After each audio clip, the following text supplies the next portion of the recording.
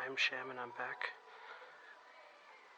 Again, my camera did the usual trick of like shitting out and it freezes, so I have to literally remove the battery and then restart the process. But I actually figured out a way to get there quick.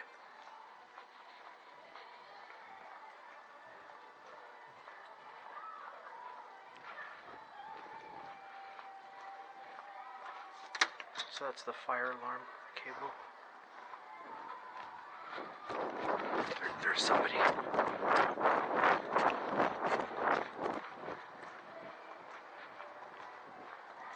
I heard some noise.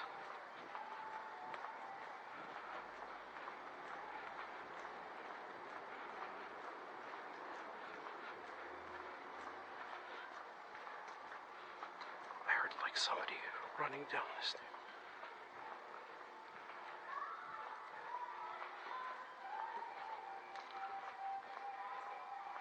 So this has security. That's what. Oh, holy shit, the security guy didn't even see me. He was looking down.